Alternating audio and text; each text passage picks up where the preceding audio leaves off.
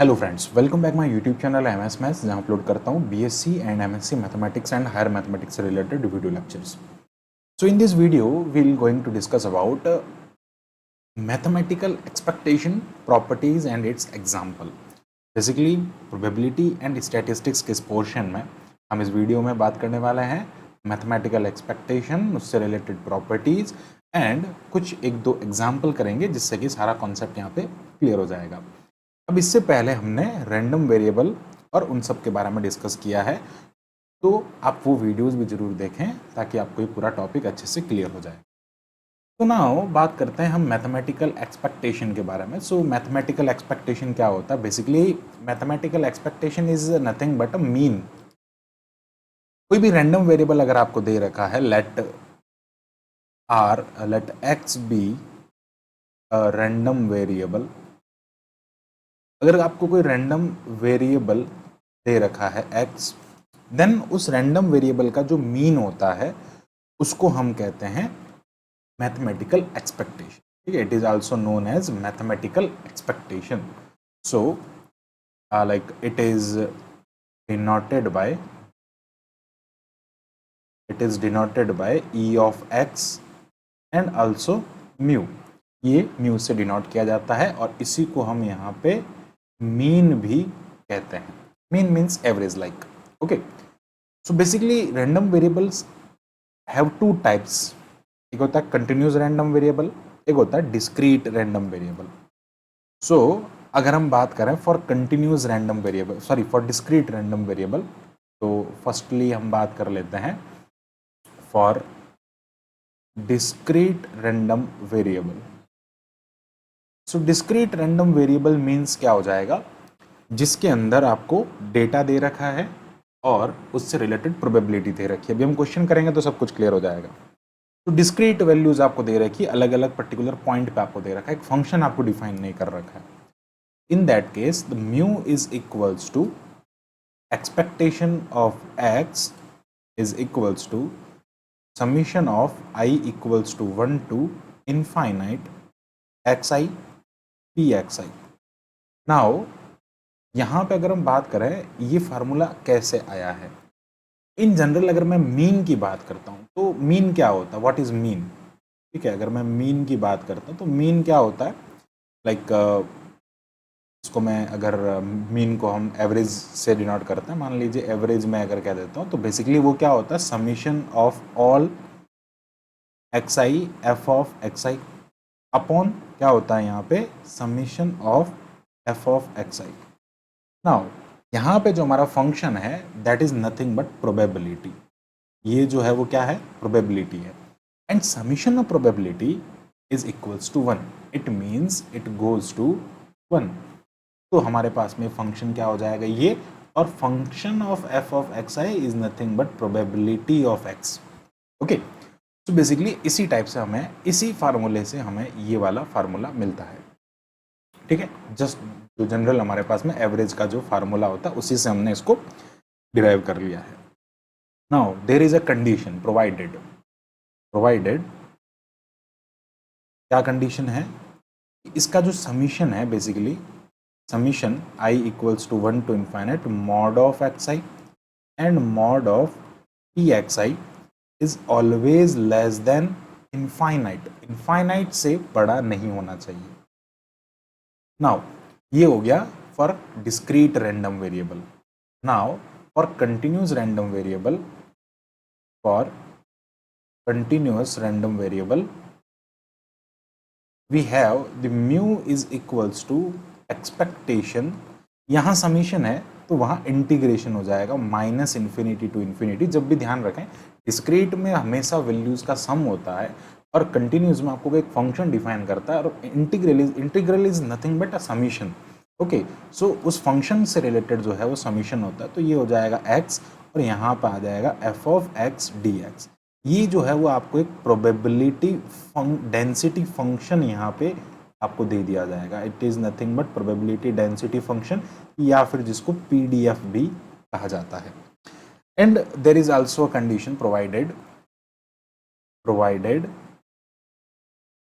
The integration of minus infinity to infinity X mod of fx dx is also less than infinite, ये भी जो है वो infinite से less than होना चाहिए. So it is the mathematical expectation and it is nothing but mean. Okay, so mean हम यहाँ पे calculate करते हैं और उसको हम यहाँ पे mu से denote करते हैं for discrete random variable and for continuous random variable. Now come to the example. So basically this example is nothing but like if I'm taking the tail. Okay, I'm taking the like tail when the two coins are uh, tossed. Basically the sample space is nothing but h and head tail. Okay, and tail head, sorry, three coins, not two coins, sorry, three coins. If three coins are tossed, then head tail head tail head and tail head head. Okay, and similarly tail head tail head tail and head tail and lastly tail tail. Basically with respect to tail, number of tails is 0, so our random variable is tail, 0. यहाँ पे tail 1 है, so random variable is 1. 2, so the random variable is 2. So 2, okay, and 3, random variable is 3. So 1, 2, 3, okay, 0, 1, 2, 3, and the probability like with respect to all these like the इसकी अगर मैं probability की बात करता हूँ तो इसकी probability हो जाएगी यहाँ पे 1/8.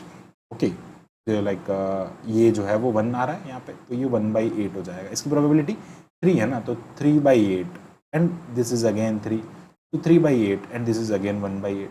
ऐसे करके हमें इसकी प्रोबेबिलिटी और रैंडम वेरिएबल मिल जाता है. It is nothing but a question.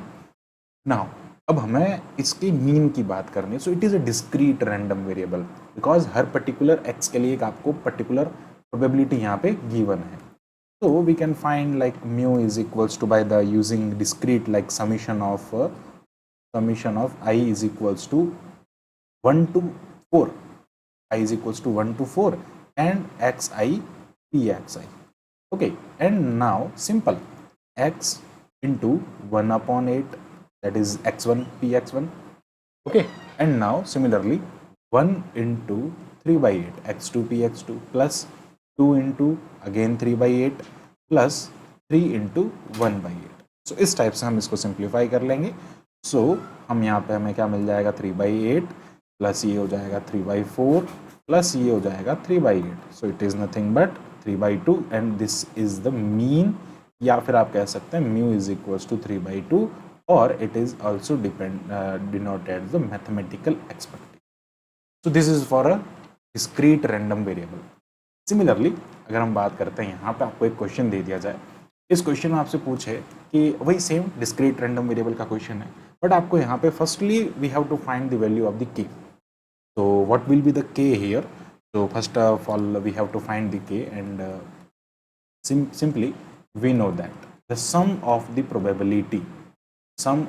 probability is always equals to 1. So this is nothing but probability. So that 0 plus k plus 2k plus 2k plus 3k plus k square plus 2k square and plus 7k square plus k is equals to 1. So by solving this equation you will get k is equals to 1/10. Okay, so ये एक simple सा concept इन्होंने add कर दिया. यहाँ पे direct probability ना दे करके एक सिंपल सा कॉन्सेप्ट यहाँ पे हम यूज कर लेंगे, वो हो जाएगा summation of probability. Okay, and now by putting this we can find the value of the probability. Like ये 0 हो जाएगा, 0.1, 0.2, 0.2 and it is 0.3 and it is 0.01, 0.02 and it is nothing but 7, 1/100 plus 1/10. It means like 0.07 plus 0.1, so 0.17. 0.17 is the probability of this. And now अब हम क्या करना है, जो mu है वो मैं फाइंड करना है. तो basically it is a random variable, discrete random variable. We can easily find mu is nothing but summation of like I equals to 1 to 8. okay, 8, and that is the xi, p of xi, all the value of we have. and ये question आपके लिए है, आप comment करके मुझे बताएं किस type से इसका जो है आंसर आपको यहाँ पे मिलेगा। आप उसको सॉल्व करें, इन सभी को सॉल्व करें, इनकी प्रोबेबिलिटी और वैल्यूज आपके पास में बस सिंपल है। बस इट इज़ अ थोड़ा चेंज जो था वो यहाँ पे था, कैसे आपको इसका वैल्यू फाइंड करना है वो मैंने बता दिया, तो बड़ा सिंपल सा क्वेश्चन है। तो आई होप आपको यहाँ पे पूरा टॉपिक अच्छे से ये क्लियर हो जाएगा ना। इसकी कुछ प्रॉपर्टीज़ हैं, क्या प्रॉपर्टीज़ हैं उनको यहाँ पे समझ लेते हैं, आगे बढ़ते हैं। Property number 1, if x and y are two random variable, then x and y are two random variable, then expectation की अगर मैं बात करता हूँ तो e of x plus y is equals to e of x plus e of y. Distribution, simple distribution, it is nothing but e of x plus e of y. And similarly provided, now provided condition is there, provided